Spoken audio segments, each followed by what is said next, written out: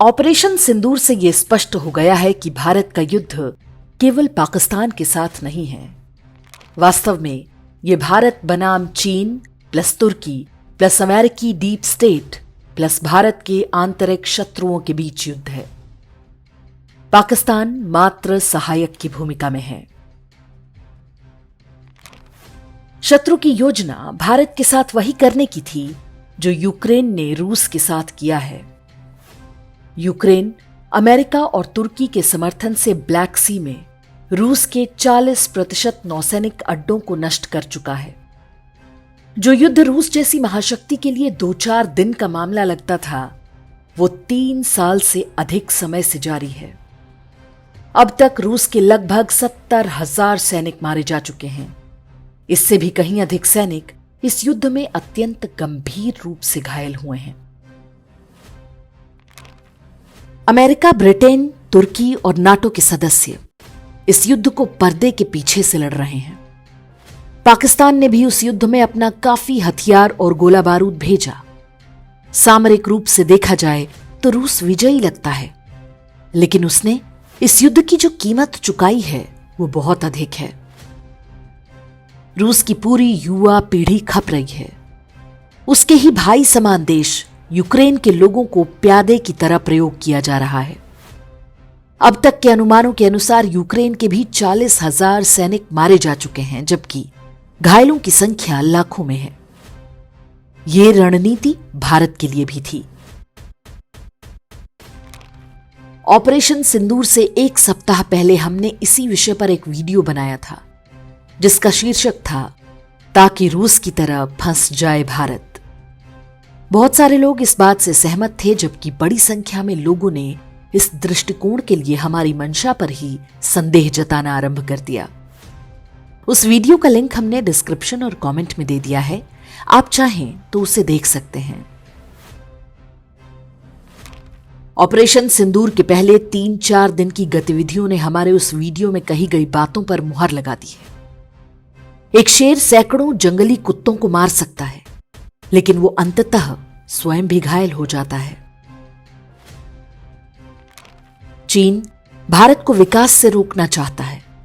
अमेरिकी deep state का भी यही लक्ष्य है। इस शतरंज में पहले उन्होंने बांग्लादेश को मोहरे की तरह बढ़ाया।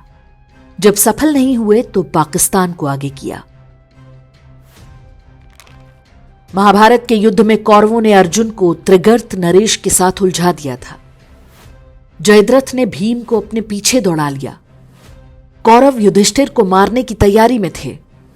कौरवों की वो रणनीति भले ही सफल नहीं हो पाई, लेकिन अभिमन्यु, घटोत्कच और द्रौपदी के सभी 5 पुत्र मारे गए।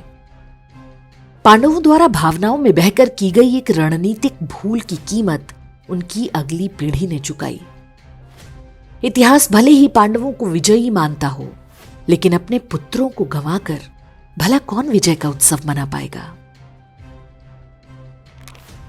नरेंद्र मोदी के शासनकाल में भारतीय सेना ने जो कारनामे किए हैं, उनकी छाप भारतीय इतिहास में सदियों तक देखने को मिलेगी। हमारे सैनिकों ने सतर्क शत्रु को भी बुरी तरह से छकाकर मात्र 3 दिन में उसके पूरे युद्ध तंत्र को तहस नहस कर दिया। इन वीरों को अपना आशीर्वाद दें। उन्होंने पूरे विश्व को विस्मय में डाल दिया है। उनके इस युद्ध कौशल ने हमें रूस की नियति को प्राप्त करने से बचा लिया।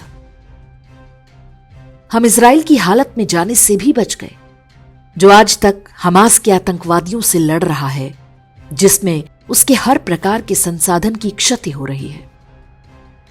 हमने पाकिस्तान के प्रतिरोध को निष्प्रभावी बना दिया, इससे पहले कि चीन को कोई बहाना मिलता या बांग्लादेश पूर्वोत्तर में कोई षड्यंत्र करने पाता।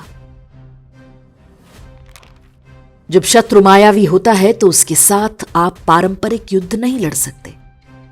विश्व के मानचित्र से पाकिस्तान का समाप्त होना अवश्यंभावी है। एक राष्ट्र के रूप में यह हमारा सामूहिक लक्ष्य होना चाहिए। यह वो काम है जो युद्ध के अपारंपरिक तरीकों से संभव है। एक प्यादे के चक्कर में अपने हाथी घोड़ों को खोने की कोई आवश्यकता नहीं। भगवान कृष्ण अश्वत्थामा को एक बार में मार सकते थे, लेकिन उन्होंने केवल उसका मणि छीन लिया। पाकिस्तान को उस स्थिति में पहुंचाया जाना चाहिए। भारत को यदि रहना है तो पाकिस्तान को मरना ही होगा।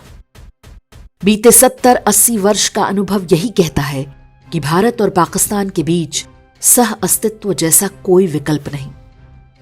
उसकी एक धीमी और दर्दनाक मौत होनी चाहिए। जिस मानसिकता ने पाकिस्तान रूपी शैतान को जन्म दिया, वो भारत में आज भी फल फूल रही है। वो एक अलग लड़ाई है जिसके बारे में भी कुछ न कुछ करना होगा। ऑपरेशन सिंदूर में अपने एयरबेस और अन्य सैनिक ठिकानों पर हुए नुकसानों को पाकिस्तान फिर से ठीक कर लेगा, लेकिन उन घावों को नहीं भर सकेगा जो उसके मन मस्तिष्क पर हुए हैं। वो पहले से अधिक असुरक्षित और डरा हुआ होगा। उसके घावों को सड़ते और रिश्ते हम अपने जीवन काल में ही देखेंगे। पाकिस्तान का अंत ही उसके प्रत्यक्ष और अप्रत्यक्ष सहयोगियों की हार होगी।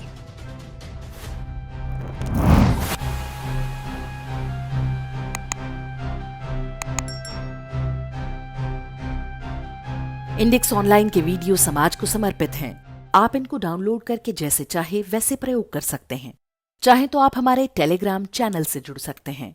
वहां सारे नए पुराने वीडियो आपको मिल जाएंगे। हमारे सोशल मीडिया लिंक हर वीडियो के डिस्क्रिप्शन में होते हैं। हमारा एकमात्र उद्देश्य हिंदू समाज को जागृत और एकजुट करना है। इसमें सहभागी बने। धन्यवाद।